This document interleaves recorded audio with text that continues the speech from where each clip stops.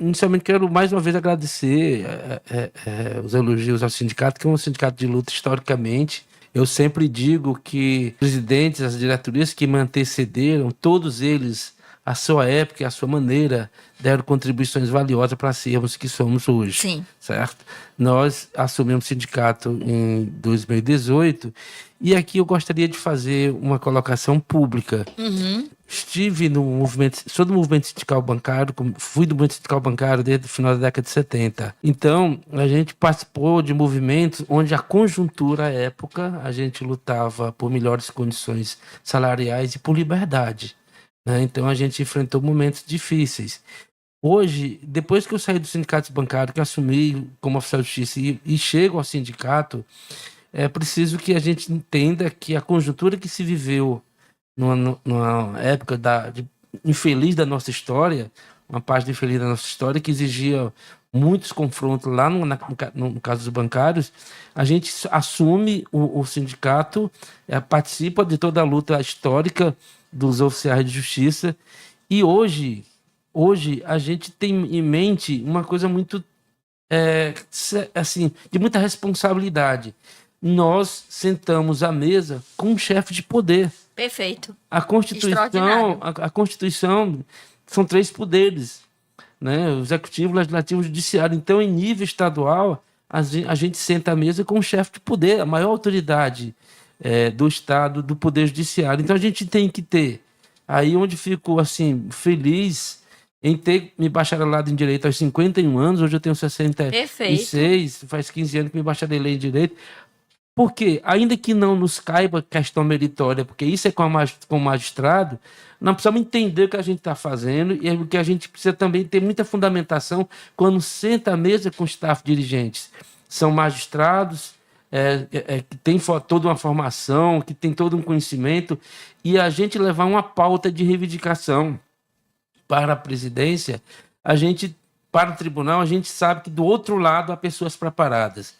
Se eu, em algum momento, pelo princípio da simetria condicional, tiver que impetrar um mandato de segurança, quem vai julgar são eles. Verdade. Então, a responsabilidade nossa é muito grande, até porque nós atingimos, historicamente, uma excelente remuneração, e hoje a nossa bandeira maior é condições de trabalho, porque nós temos um déficit hoje de 101 oficiais de justiça. Se nós considerarmos o quantitativo de 2015, nós tínhamos 723 oficiais em atividade, hoje nós temos 622. Então, há uma sobrecarga muito grande. Recentemente, nós divulgamos, e aqui também foi divulgado, dessas 2 conquistas que nós vimos discutindo com o tribunal, que é a nomeação ainda de aprovados do concurso de 2022 e a realização do concurso com a previsão de correção de 300 provas. Ou seja, a gente pode, no decorrer desse ano, considerando a prova que vai ser, salvo engano, dia 8 de agosto, 9 de agosto, salvo erro meu, aí vai ter todo um processo de divulgação de resultado, período recursal, até divulgar o resultado final, mas a gente pode entrar em 2027 com um quantitativo de nomeações, eu não diria o bastante, mas fundamental para a gente repor essa força de trabalho e permitir que nós voltemos a ter o direito de final de semana, de lazer, de férias, porque hoje nós estamos trabalhando de manhã, tarde à noite, temos que certificar, ou seja, a condição de trabalho hoje, ter mais oficiais para uma prestação jurisdicional mais célere, isso é fundamental. A administração tem compreendido isso. Nós conquistamos o concurso na gestão da desembargadora Nailde em 2022. Naquele momento, 10 vagas, 70 cadastros de reserva. Ela nomeia os 10, aí veio o desembargador Abelardo, chama quase todo o cadastro, assume o desembargador Heráclito, completa, né? E agora vem esse concurso com essa previsão. Então, a gente tem simplesmente isso, nós sentamos à mesa com o chefe de poder. Portanto, nós precisamos ter fundamentação, nós temos que ter firmeza, prudência e muita transparência naquilo que a gente discute com o Tribunal de Justiça. Até porque o objetivo maior do trabalho, dessa engenharia do Poder Judiciário, onde está a magistratura, todos os atores da prestação jurisdicional, é a sociedade, é o jurisdicionado. Então, a gente é servidor público, a gente tem que servir ao público. Daí, a gente tem que ter uma condição de trabalho que nos permita dar efetividade às ordens judiciais quando cumprimos os mandados, executando essas ordens, para materializar aquela decisão prolatada pelo magistrado, mas nós precisamos ter também, retornar o nosso direito de férias, de lazer, e aí isso vai se resolver, obviamente, com esse aporte de força de trabalho que a gente espera que aconteça agora com essas nomeações e com as próximas. Muito se falava dessa questão da quebra de cláusula de barreira, quando a gente sabia que a questão é porque nós tivemos muitas renúncias de nomeação, porque os aprovados tinham passado em outros concursos e tinha essa brecha tanto para analista judiciária, área judiciária, como para oficial de justiça. E vocês tinham uma questão curiosa, que eram os cargos vagos de nível médio e os cargos vagos de nível superior, qualquer nível superior. Porque, para quem não sabe, na década de 90, o concurso era para nível médio. Isso. Nos anos 2000 ali... 2002. Foi depois do desembargador Hernani, eu acho que já Isso. foi com o desembargador o quê? Aquele que era PG da Procuradoria, Ximenes. Eu acho que foi na gestão do Ximenes que ele alterou a lei de organização judiciária e vocês passaram a ter nível superior, qualquer nível superior. Isso. E mais na frente, se eu não me engano, 2009, depois do desembargador Rômulo, não foi? Que vocês passaram a ser cargo privativo bacharel em Direito. Assim... Professora, em 2000, foi mais ou menos essa linha? Me explique aí. Em 2002, com o advento da Lei 15.351 de 2002, nós conquistamos o nível superior. Aí, em 2004, a gente consegue ser privativo de bacharel em Direito. Aí foi em 2004, não 2004. Foi em 2009. Em 2010, o que aconteceu? Em 2010, é bom esclarecer isso, em 2010, a Fundação Getúlio Vargas elaborou um plano de carreira. E aí ela fez com que... Ela falou assim, bom, aqueles que lá na origem o nível de escolaridade exigido era nível médio, não podem estar mais na carreira de nível superior. Aí voltou. Eu sou um deles. Gente, que absurdo. E aí o que acontece? Aí ficaram duas carreiras. Sim. O que a gente, era isso que eu estava confundindo. O que a gente tem que deixar claro. Então, a Lei 14.786 de 2010, que é o nosso PCCR, no seu artigo 7º, caput, previa que os cargos de oficial de justiça de nível médio, ao vagar, seriam extintos. Em 2017, na gestão que o Luciano era o presidente, a desembargadora Iracema era presidente do tribunal, nós conseguimos a Lei 16.505, que colocou nomenclatura única e alterou o caput do artigo 7º do 14.786, nosso PCCR, colocando o seguinte: os cargos de oficial de justiça de nível médio, ao vagar, continuarão vagos. Ou seja, não eram mais extintos. Então, o que é que aconteceu? A gente conquistou agora, na gestão do desembargador Heráclito, precisamente sancionado e publicado no dia 19 de dezembro do ano passado, a transformação dos cargos vagos NM em nível superior, em NS. E, além disso, a lei previu, normatizou, que, a partir de agora, a transformação de cargos vagos, ou que venha a vagar, de oficial de justiça nível médio para nível superior, bastará ato da lavra da presidência submetido a um colegiado, no caso, algo especial. Que extraordinário então, nós conquistamos isso, significa dizer o seguinte, que os cargos que vão... Porque hoje nós temos... Pessoal que entrou em 90, à medida que for se aposentando, aí o presidente já pode ir transformando os cargos de bacharel em Direito. Deles submete ao algo especial. Então, vamos fazer uma conta aqui, para os meninos se animarem. Isso significa, se a gente tem um concurso de 96, que tem 30 anos, significa dizer que nos próximos 4 anos eu vou ter muitas aposentadorias de oficial. Nós temos hoje 142 oficiais de justiça recebendo abono de permanência. Dos 622 que estão em atividade, nós temos 142 recebendo abono de permanência, o que significa dizer que amanhã podem pedir aposentadoria. Por isso que foi uma grande conquista do sindicato e da categoria esses 300. Porque, veja, nós temos 142 oficiais de justiça, dos quais 80 da Semante Fortaleza, certo? E 62 do interior, aptos a se aposentar a qualquer momento. Se isso colapsiza, vai dar um colapso na semana, para tudo. Então, o pessoal está aí, e essa conquista à vida, e com esse sangue novo que vem aí, eu tenho certeza que a gente vai ter esse aporte de força de trabalho, porque aí, professor, pelo um ponto que a senhora falou no início da nossa conversa, teve o advento do CPC de 2015, e aí veio também algumas decisões do CNJ que muitos advogavam a seguinte tese: o cargo de oficial de justiça vai se extinguir porque a função vai se tornar inócua.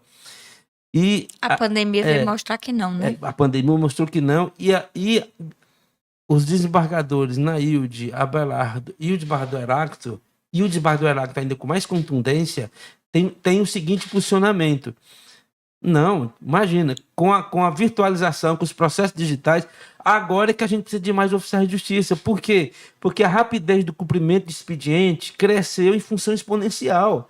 Ou seja, os mandados não é só Ctrl+C, Ctrl+V, os mandados são expedidos com rapidez. Por quê? Porque o advogado, ele dá entrada do escritório dele. O Ministério Público protocola a sua ação lá da sede do MP. A Defensoria Pública, o defensor público, ele protocola a sua petição direto, não precisa mais ir ao fórum.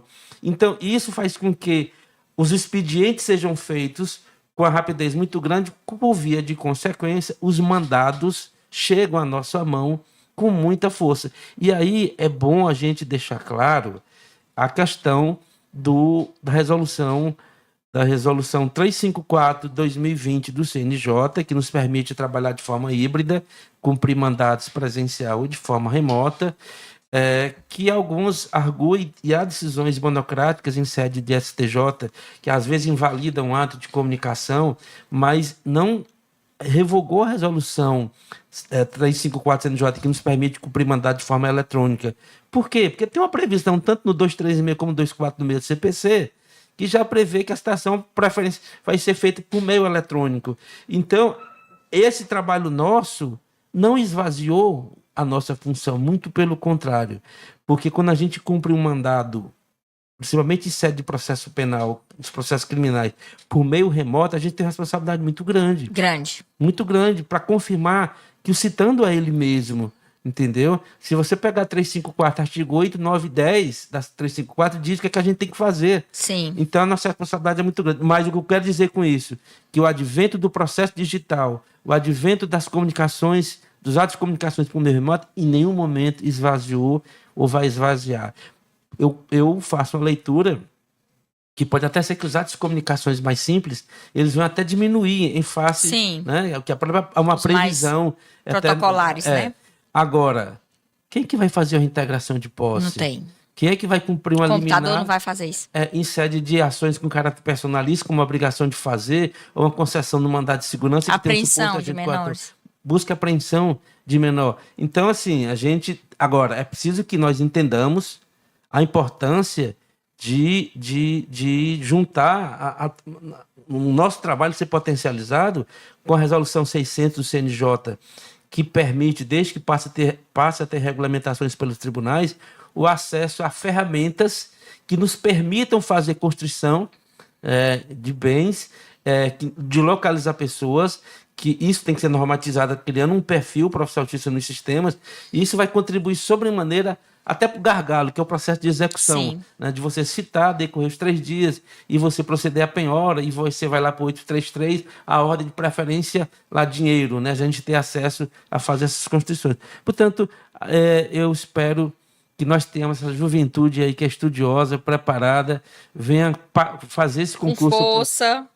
Venha fazer esse concurso e, se Deus quiser, 300 novos oficiais ao longo dos próximos 4 anos. E aí eu dou uma informação aqui para todo mundo. Sim. Nós temos um requerimento tramitando junto à presidência do tribunal, onde a gente requer a criação de 70 cargos de oficiais por ano. Que fantástico. Por quê? Porque se você pegar o cargo de técnico judiciário, de analista, eles tiveram um crescimento, a curva é crescente de quantitativo. Se nós pegarmos a curva dos oficiais, ela é decrescente. Tanto que nós temos 101 cargos vagos, que se tornaram vagos ao longo desse tempo. E aí o que acontece? A gente tem esse requerimento, esse concurso prevê 300. Se você puser 70 cargos por ano, Se cria 70 cargos por ano, ao longo de 4 anos, a gente está. O período de validade do concurso chama todo mundo. Todo mundo. Né? Então, assim, a gente está tratando, e eu acredito que a gente avance, porque a administração do Tribunal de Justiça, e aí eu faço publicamente aqui elogio ao desembargador Heráclito, ele tem tido uma postura de reconhecer a importância dos oficiais de justiça. Ele sabe que hoje nós temos 6 comarcas sem oficial de justiça. Ele sabe que nós entregamos os números, nós temos 11 comarcas com 1 oficial de justiça e nós temos ao todo 58 comarcas, inclusive a capital, precisando urgente de aporte de trabalho. Ela está defasada? Está defasada, né? Não sei, eu não estou vendo. Não, ela é já faz tempo. Aqui tem 92 oficiais de justiça. Já são 101. 101. Então, nesse momento, a gente tem 101 cargos vagos. Veja, a nível de comarca de capital e interior. Veja, há um déficit de 101 hoje para repor a força de trabalho que tínhamos em 2015. Cargos vagos, nós temos, até janeiro desse ano, 36. Sim. Havia 16 cargos vagos e nós conseguimos a transformação, como já mencionei. Entendi, isso é o déficit. 20. Aqui é o déficit. Nós temos 36. Agora, já houve 2 aposentadorias. Sim. Né? 2 aposentadorias. E ao longo do tempo, isso vai crescer. Agora, ainda que tenhamos hoje apenas 36, mas é preciso que a gente tenha, se possível, ainda esse ano, a criação de cargos. Sim. Porque Entendi. a necessidade exige. Entendi. E aí a gente tem essa possibilidade dessa 100 aposentadoria ao longo dos 4 anos. Sim. Não é isso? E eu acho que é uma expectativa boa, né? Eu diria que nós temos uma expectativa muito positiva no sentido dessas 2 conquistas aí nos dá um embasamento de que ao longo desses próximos, dentro da validade desse concurso, a começar, se Deus quiser, ainda esse ano, a gente tenha já esse aporte de força de trabalho com a convocação de aprovados, que é a validade do concurso até o dia 10 de novembro de 2026, Sim. o concurso 2022. E se Deus quiser, no começo do ano que vem, a gente já, ou final desse ano, já tenha nomeação de aprovados com a criação de cargos necessários, já que é cadastro de reserva. Entendi. A Caroline Viante diz: tive a honra de trabalhar na Ascom do Sindojus.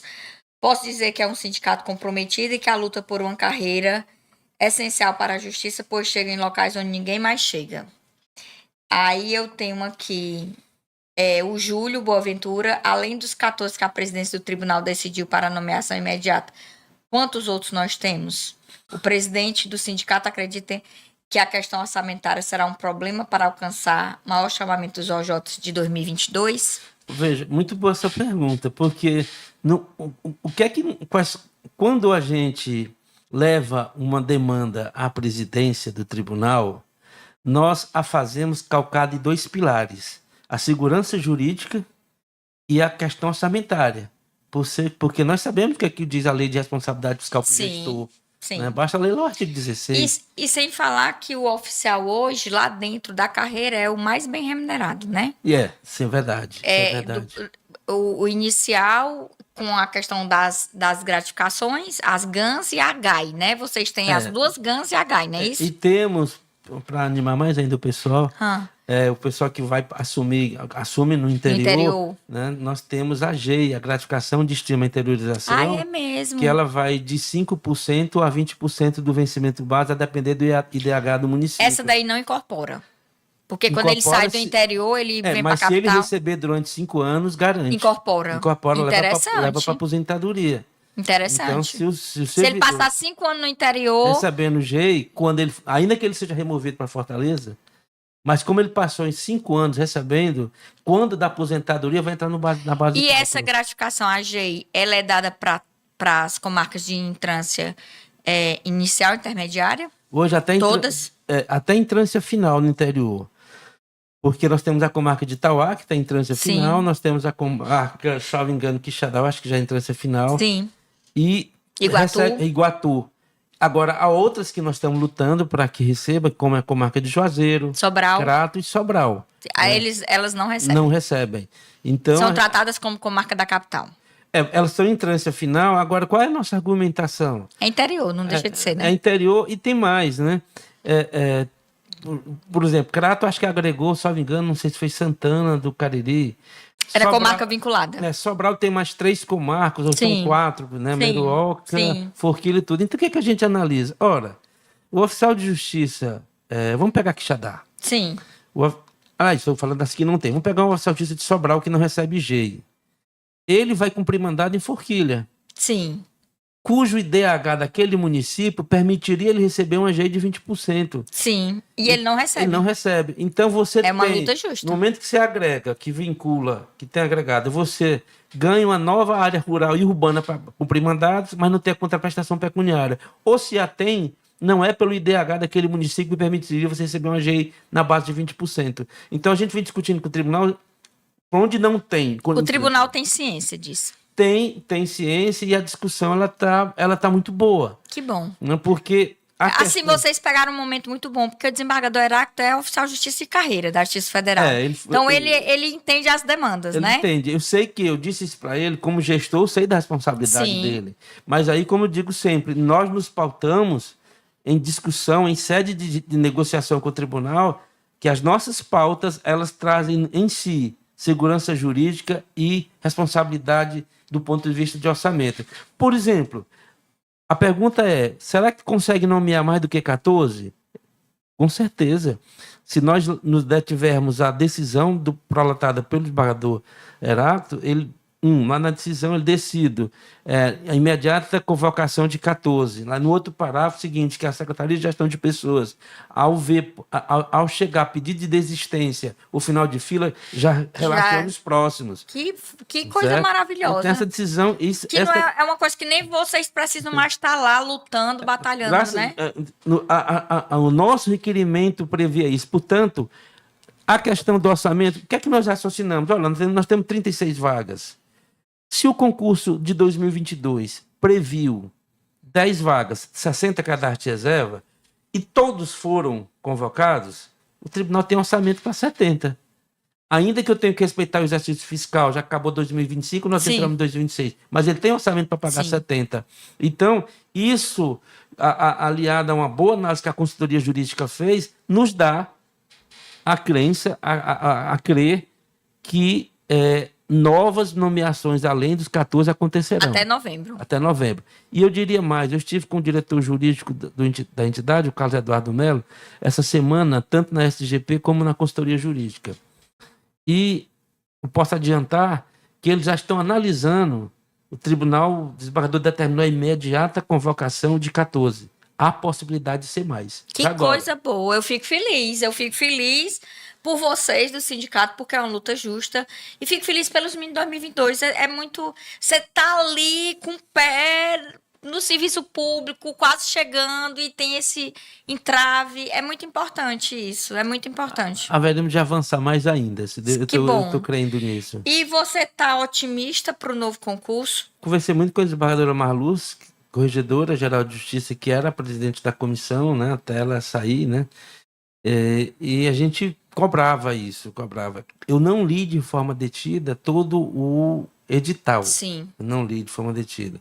Mas penso que, no nosso caso, ainda que com essas corretas observações, professor, é aquela história, assim, é resolver muito exercício, é lei seca, sim. Certo? É o tripé. Tem que fazer o feijão com arroz. Por quê? Foi até bom você falar nisso. Hoje eu fiz um levantamento, hoje pela manhã eu fiz um levantamento para entregar para meus alunos, os últimos 10 concursos que a FCC fez em civil, penal, processo civil e processo penal, foi praticamente, eu não digo 100%, mas 90% de lei seca. Então, não tem para onde correr. É ir para a lei seca, engolir a lei seca, é resolver questões, é fazer simulado, é fazer revisão. Não tem muito segredo aqui, não. Inclusive, eu vou até dar uma informação aqui. No concurso 2022... Ai, foi mesmo, eu tô lembrando. O professor Nilmar, né? Sim. Que é da diretoria do Nilmar, um abraço desunido. Era pra você estar aqui também, tá dando aula hoje. Aí o Nilmar me convidou para um aulão de véspera, né? E aí nós fomos, aí o Carlos, e eu peguei lá, me pediram minha opinião, o que é que você acha que pode acontecer com a discursiva? Aí eu falei assim, olha, gente, dá uma olhadinha em citação por hora certa, vê aí o artigo 253 Acertou a discursiva. Aí acertei a discursiva. Precisamos repetir, viu? Eu acho assim, pelo dia a dia, ó, eu vou fazer o liame aqui com o ser privativo de bacharel em Direito. Eu disse que não nos compete mérito, que isso é com o juiz, Sim. obviamente, mas nos compete saber o que nós estamos fazendo. Sim. Então, eu sugiro... Sim. Sua dica aí. Eu sugiro ter cuidado com prazo material, prazo processual, certo? Sim. Contagem desses prazos, né? Ver, basicamente, o Instituto da Prescrição da Decadência.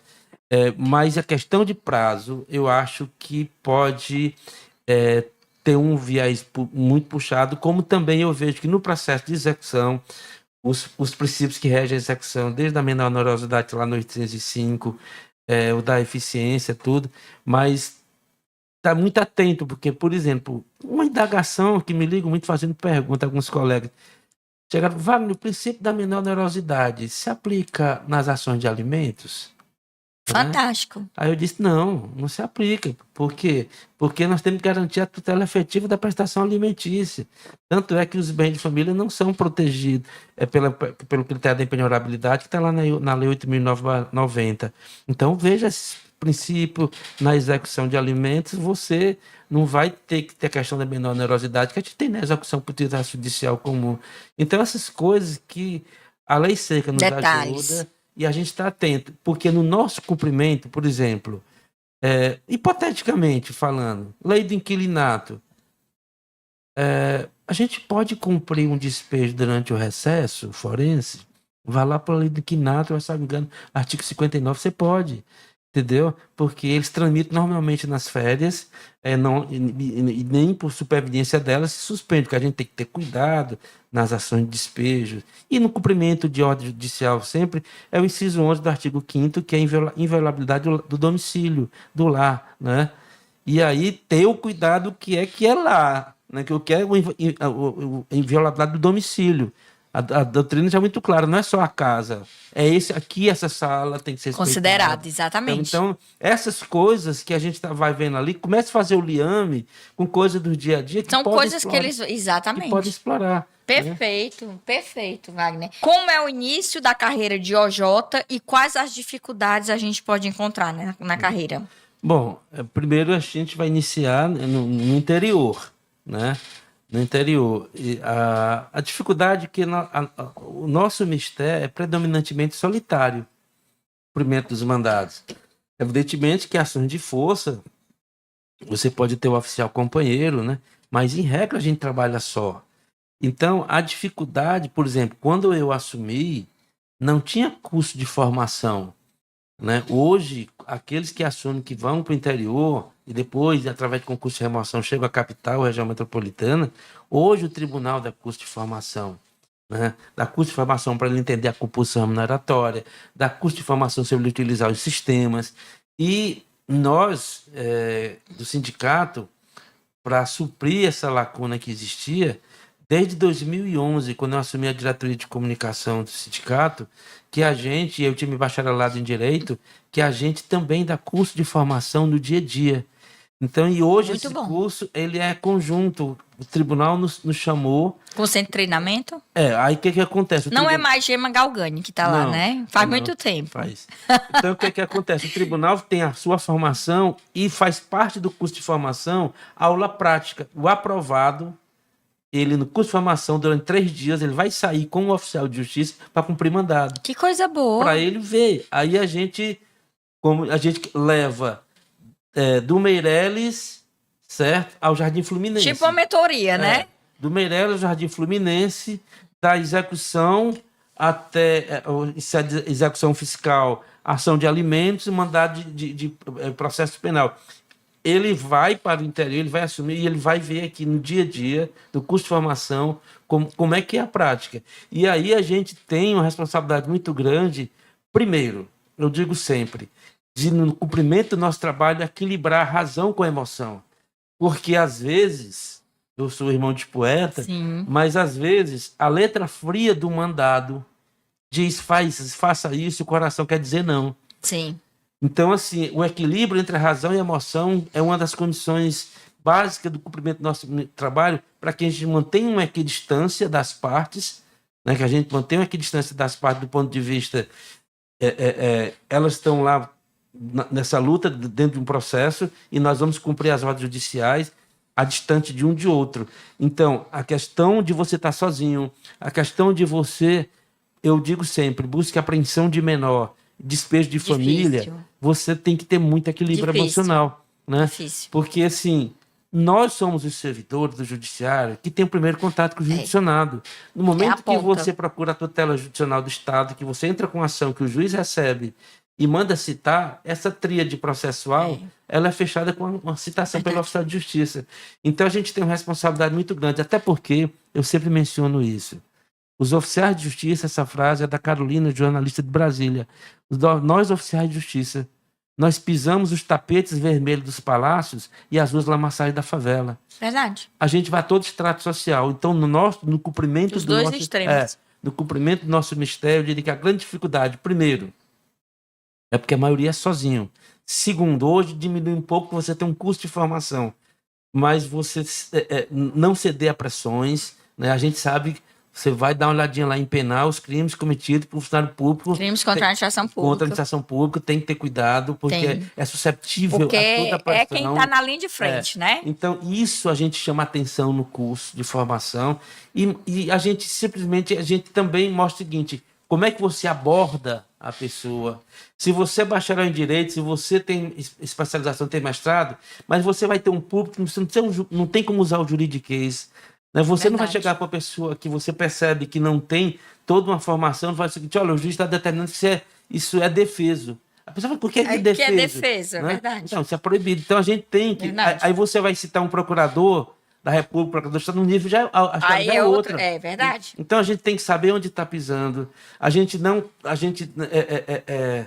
tem que não se envolver, manter uma equidistância, porque, na prática, no dia a dia, a gente vira advogado, a gente vira psicólogo, assistente social, a gente é tudo, a gente tem que ter paciência. Você vai citar em sede de alimentos, aí vai ouvir uma história da mãe, entendeu? Então, essas dificuldades, elas existem, mas com o tempo você vai equilibrando isso e já vai percebendo as situações que se avizinham. Até a gente reconhece já no dia a dia, com o tempo, quando você vai ter que fazer uma citação por hora certa ou intimação. Você já percebe o requisito subjetivo da ocultação pela experiência do dia a dia do cumprimento de mandado. Eu acompanho mais ou menos, acompanhava mais, né? Quando a gente tinha a sede presencial mais, né? Com mais volume, agora ela tá menor. Muito Sidney Filho. Sidinho, um abraço, viu, querido? Maravilhoso. A Janaína Teixeira, que eu acho que ela tá no Eusébio. Ela já, no Eusébio, né? Que ela assumiu em Caucaia e agora tá no Eusébio. Isso, os dois eram de Caucaia, o Sidney e a Janaína, né? O Sidney continua. Continua em Caucaia e ela no Eusébio. Meu querido Sidney. Ela é casada com um professor aqui da casa, que é o professor Fernando Castelo Branco. Ela foi nossa aluna também aqui, né? E o Toninho Menezes, que está na região do Baturité. Que é Aracoiaba, nossa, que ele é casado com minha prima. Ele era de Crateús. Pois é, exatamente. E o Nilmar, né? Que a gente tá aqui no dia a dia com o Nilmar. Então, assim, esse movimento, esse acompanhar, ele traz uma percepção da necessidade que o oficial de justiça tem de ter mais servidores na casa para esse suporte, porque um dia o Sidney estava até sentado aqui com um monte de... um monte de papel. Eu assinei esses papéis, porque agora tudo é virtual, né? Porque ele faz umas planilhas, né? Uhum. E a Janaína também, ela me fala muito. E lá em Independência, que é a cidade dos meus pais, tomou posse o rapazinho que tirou o primeiro lugar no concurso, Francisco Fernando, né? E tá apaixonado pela profissão. Uma coisa boa. Ele era técnico do Ministério Público e aí tomou posse, né? Mas o que é que eu percebo em todos eles. Por que eu tô falando de todos eles, né? O Toninho, que tá na iminência de se aposentar, eu acho que ele já tá. Ele é do mesmo concurso que o seu. Eu acho que ele é o de 96, né? Ele assumiu, mas pouco... primeiro ele não foi oficial. Depois que ele passou a ser exatamente. oficial. Foi exatamente isso. E aí, o que é que eu vejo muito deles, que é até uma pergunta aqui. É vocacionado. Não é todo mundo que dá para ser oficial de justiça, não. Com certeza. E eu digo isso toda vez que me perguntam: Tia Lídia, eu escolho analista judiciária, área judiciária, ou eu escolho oficial de justiça? A minha resposta é bem simples. Você se vê dentro de uma sala, no ar-condicionado, ao lado de um juiz, ou você se vê lá no Bom Jardim, no Conjunto Ceará, no Conjunto Esperança? Porque é vocação. Não é para todo mundo, não. Não é todo mundo que vai ter coragem de chegar numa casa que tem uma mãe que vai ter ali o seu filho retirado para entregar para o pai. Eu, particularmente, acho que eu não faria. Eu não ia nem perguntar o que ela tinha feito. Eu não faria porque eu pensaria logo em mim. Então, não é todo mundo que tem a vocação para ser oficial de justiça. Porque muita gente, Wagner, pensa assim: mas oficial é ótimo, porque tem aquelas lendas, aqueles mitos, aqueles, né? Oficial é ótimo, só trabalha uma vez por semana, cumpre o mandado sábado todinho e passa o resto da semana. Eu mesmo brinco com o Nilmar, dizendo que o Nilmar é professor e nas horas vagas ele é oficial. Mas eu sei que isso é brincadeira porque eu acompanho o dia a dia dele. Mas as pessoas não entendem que tá na linha de frente ali não é para qualquer um. Com certeza. Não dá para você pensar, você se vê... A coisa mais engraçada, porque o Sidney, ele é todo blogueiro, né? A coisa mais engraçada que eu disse pro Sidney que eu já vi foi ele fazer uma gravação entrando numa rua bem estreita de lama na Caucaia. Eu jamais pensaria nessa imagem. E ele vai lá e ele cumpre tudo. É muita vocação. É muita vocação. Então, se você, meu aluno querido, não tem vocação para estar numa rua cheia de lama, para buscar apreensão de criança tirando de mãe, ou, que aí é outra pergunta aqui, como é que os oficiais, em relação às crescentes facções criminosas do Ceará, como tem sido o trabalho dos oficiais no cumprimento das decisões das varas criminais, que é um grande desafio.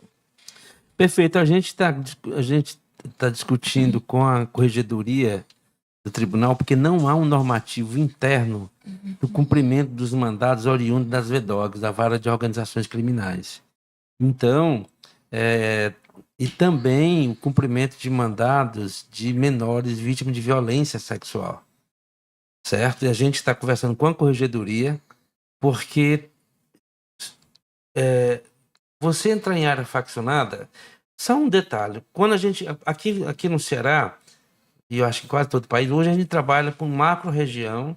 Então, a Fortaleza, eu acho que tem mais de 20 macro-regiões. E aí você tem as suas rotas. Macro-região centro, macro-região da área do conjunto Ceará e tal.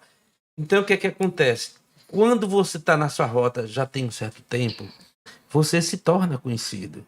Isso. Então, na área faccionada, se você já está ali há muito tempo, aquela pessoa que está ela já sabe que você é oficial de justiça. E como é que a gente tem feito isso? A gente sempre orienta o cuidado. Nessas áreas faccionadas, o melhor horário para cumprir mandado é 6 da manhã. Porque a maioria está dormindo. Que coisa boa, essa informação é importante. Então, agora, não vai 3 horas da tarde. Sim. Que é complicado. Então, em plena atividade. Então, assim, isso no dia a dia vai mostrando. Você vai aprendendo, você vai entendendo a rotina, né? Além de você se tornar conhecido, chega um momento que você entra numa determinada área de facção, por exemplo, e eu estou dizendo que eu não na periferia, não, pode ser no Meireles, onde eu moro. Né?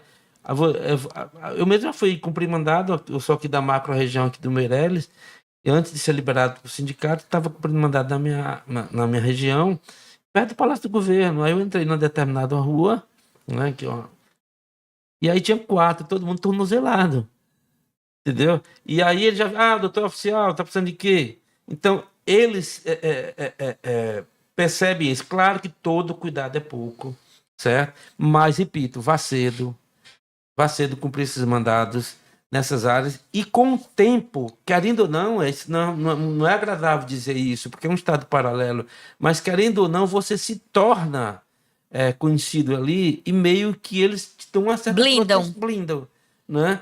Porque eles saem, inclusive, ele sabe de tudo, mora na tal casa, não mora mais, né? Então tem muito isso. Sabe toda a sua vida. A gente tem que ter esse cuidado. Agora, o que é que eu digo? Se você vir que o local é muito perigoso, certifique, reduza a termo, certo? Certifique. Existe esse poder, né? Eu conversando todo dia com o colega Arthur, que é do Oficial de Rio de Janeiro, perguntando na época, isso está com certo tempo, como é que eles faziam para subir em determinadas áreas. E eu ouvi dele uma frase interessante, ele falou, olha, Wagner, uma vez eu conversando com que hoje seria um faccionário, falou assim, olha, quem prende é a polícia, a gente solta, tem que cumprir o varado de soltura. Verdade. Entendeu? Então, assim, tem um certo... o dia a dia vai mostrando o momento que você tem que recuar. Se você vir que volte, certifique, para que o juiz, o reitor do feito, nós temos fé pública, que é uma das coisas sagradas que a gente tem ao ser aprovado no concurso público e entrar em efetivo exercício. Então, utilize dessa ferramenta da fé pública, né? E aí o pessoal que está se preparando, nossas certidões que a gente tem que zarar, elas têm presunção iuris tanto, ou seja, ela é verdadeira até que prove o contrário. Sim. Então, utilize-se desse benefício que a própria lei te dá e certifique para o juiz. Sim. Para que ele decida, né? Aliás, essa questão dessa área faccionada, mas isso que eu estou falando da certidão, já vai uma coisa boa o pessoal refletir para um concurso público.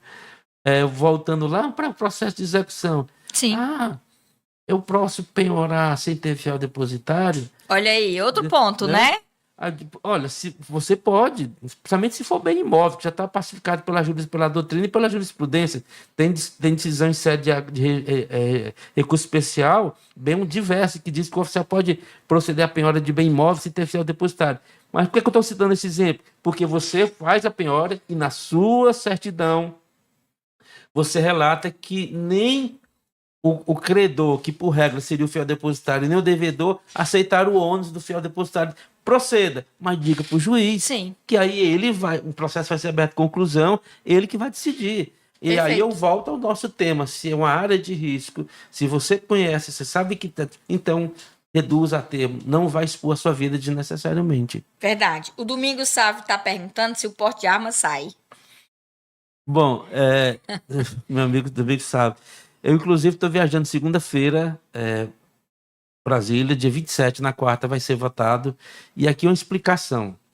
Existem 2 projetos, né, de lei que visam a conceder o porte de arma para oficial de justiça, que nós tínhamos.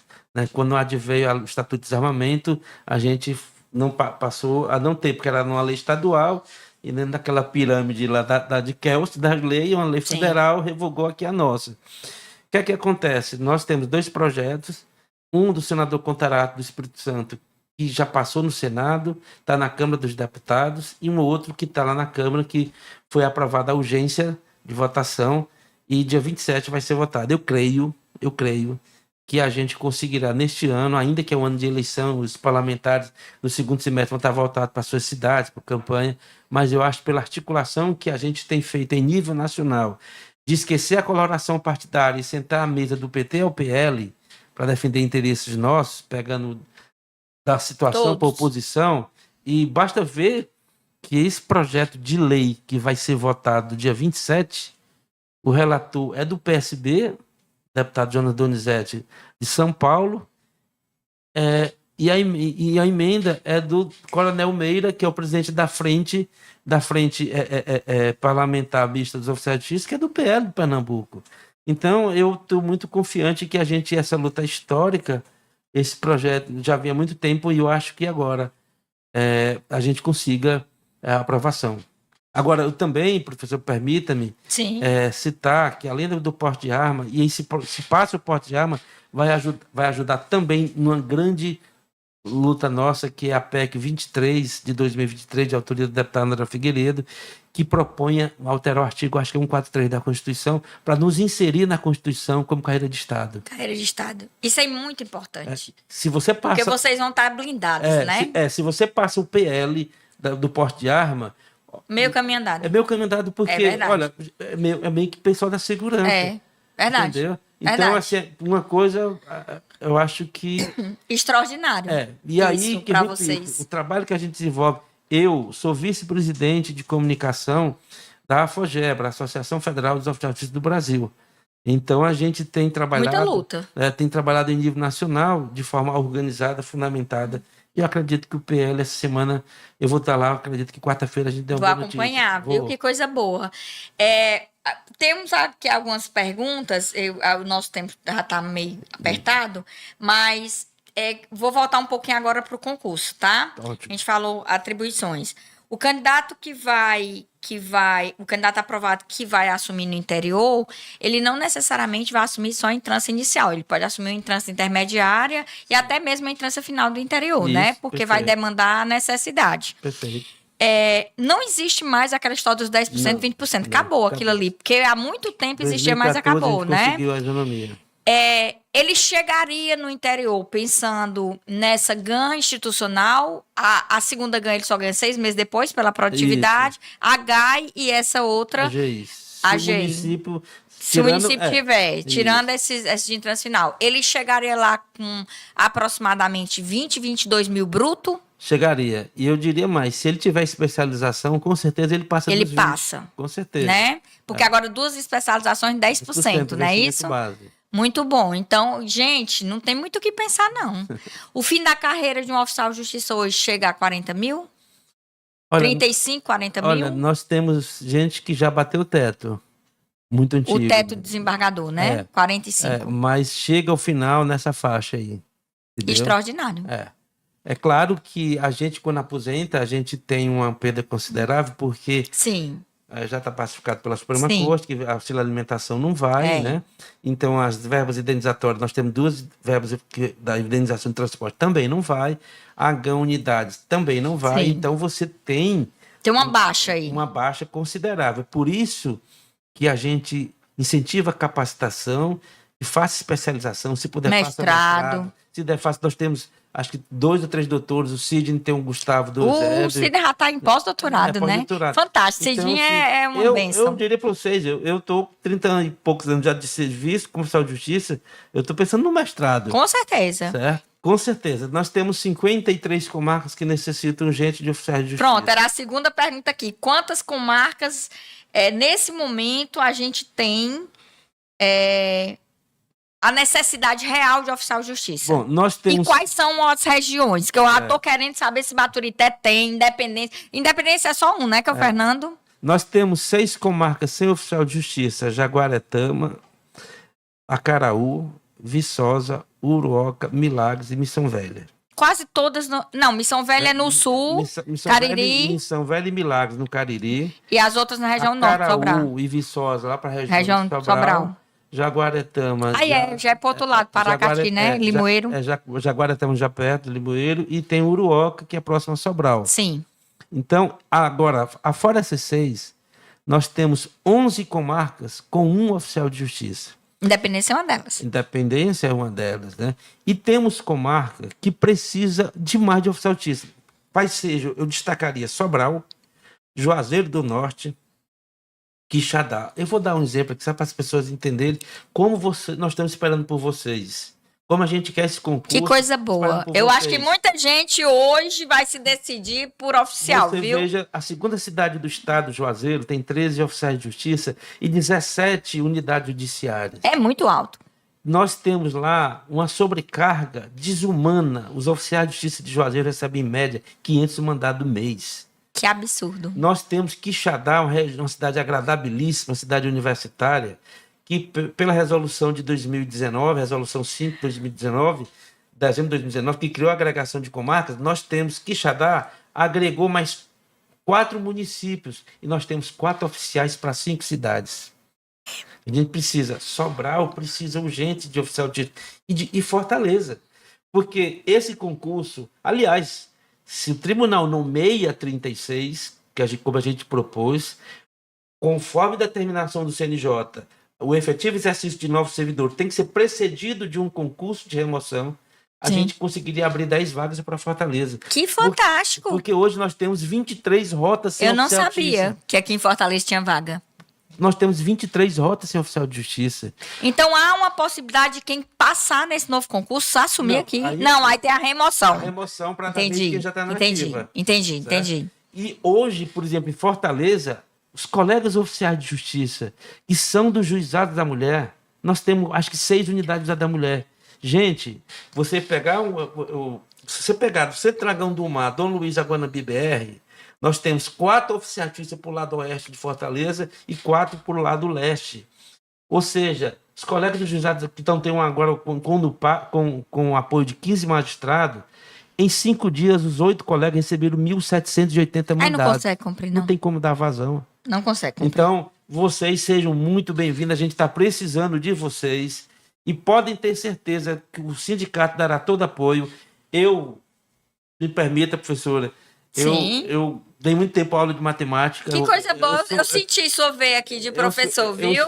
É muito nítido. E isso é bom. Eu adoro dar aula. Que e bom. Posso dizer que só uma informação para vocês, futuros colegas.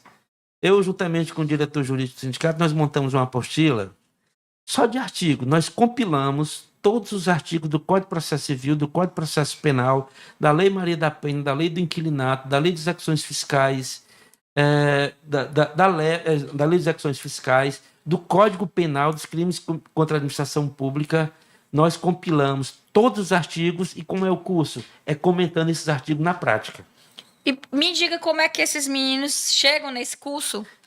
Passando, link. É para curso de formação. Que agora eu posso disponibilizar a apostila, que são os artigos. Com certeza. Vocês com certeza querem, né? São os artigos. Com certeza, vai ser um prazer. Aí eu tomei a liberdade, em alguns artigos, eu faço alguns comentários. Se isso não for prejudicar... Não, imagina. Nós podemos disponibilizar. Nós temos aqui 2 comunidades do TJ e mais alguns grupos que juntos dão 10 mil pessoas. A maioria só quer TJ. E ajuda, sabe por quê? Porque certeza. É o seguinte, a professora falou do princípio da instrumentalidade das formas. Está lá no 288 do CPC, a gente E eles têm que saber. A gente comenta isso, né? Assim, eu diria o seguinte, eu adoro dar aula e eu espero que a gente tenha uma turma grande. Que coisa boa. O Sidney dá aula nesse curso de formação, né? O Sidney. Eu vejo umas fotos dele. Aí a nossa parte é a parte prática. Já estão falando aqui, queremos o material. Só são artigos, viu, gente? Perfeito. Eu vou só atualizar. Direcionado para o oficial de justiça. Eu vou só atualizar com os comentários. Certo. Por exemplo, cuidado, gente. Existe uma diferença de citação do militar no civil e no penal. Tem uma diferença, né? Então, interessante. Então, Vara de auditoria militar, né? Esse detalhe a gente comenta muito na apostila. Bom. E aí a gente termina a apostila com a parte da conduta, a gente fala dos crimes, a gente fala de abordagem, tem tudo lá. Pois eu vou ficar muito feliz se a gente puder ter acesso a esse material para entregar para os alunos. Eu repito, só são artigos. Tá, mas isso é que importa, porque a prova vem com os artigos. Eu acredito que 90% dessa prova, civil, processo civil, penal, processo penal, seja letra de lei. Opa! Eu acredito. Olha, estouramos aqui nosso tempo, mas assim, eu estou muito feliz de você ter vindo para cá, de você ter participado dessa entrevista. É muito importante que não só os alunos, mas a sociedade, de uma forma geral, entenda o papel do oficial de justiça. O quão é importante o desenvolvimento da atribuição de um oficial de justiça, porque o oficial de justiça, ele tem uma missão espinhosa, que é chegar na casa da pessoa. Ele não vai chegar com notícia boa a maioria das vezes. Ele vai chegar com a notícia não tão agradável. Às vezes ele chega com a notícia boa, um alvará, né? Isso. Mas na maioria das vezes a notícia não é tão agradável. E suavizar essa labuta, né? Mostrar o lado humano que o oficial de justiça tem, mostrar como é que funciona, que não é fácil, né? Com certeza. Eu tenho muito a agradecer o espaço, também até para concluir minhas palavras, dizendo o seguinte: dentro da pacificação social, a gente exerce um munus de função social muito grande. Sim. Porque, repito, a gente trabalha com todos os setores da sociedade, né? E esse trabalho de você exercer empatia no momento que você... Eu já passei por situação de uma mãe se abraçar, se ajoelhar e dizer assim, doutor, leve meu filho preso porque ele está entregue às drogas, está vendendo tudo. Oh, meu Né? Deus. Então, isso, essa parte humana também, para nós, é muito forte dentro de contribuir com a pacificação social. Pode ter certeza, serão muito bem-vindos e a gente do sindicato vai ter o maior prazer de estar junto lá com o setor de capacitação do tribunal, com o professor Sidney e com outros, ajudando vocês na capacitação para iniciarem um novo mistério com o pé no chão, com Que cabeça bênção, que bênção. Olha, eu tenho um presente aqui para você. Essa é uma caneca de presente. Ela é do Papo de Concurseiro, que é o nosso podcast mais conhecido, por Ótimo. enquanto. Que eu já trouxe. Fernando foi quem abriu.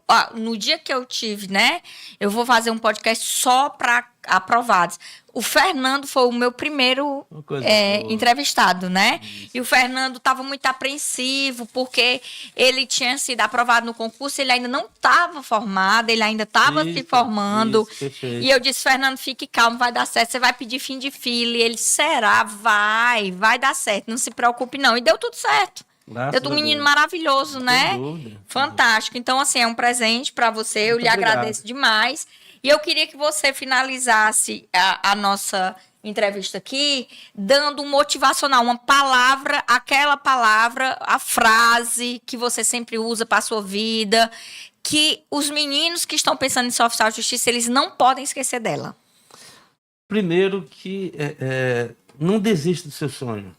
Né? Não desista agora. Precisa ter muita disciplina. Precisa programar tempo e crer que é possível. É possível.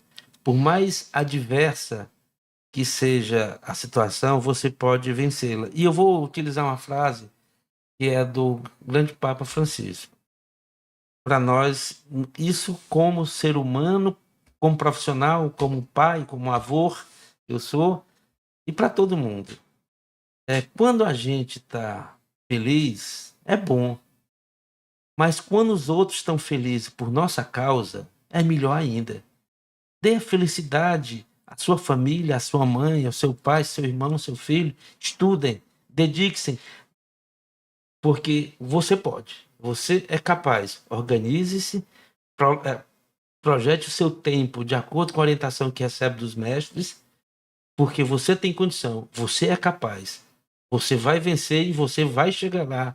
Tenha isso em mente. Nunca desista do seu sonho. Que fantástico!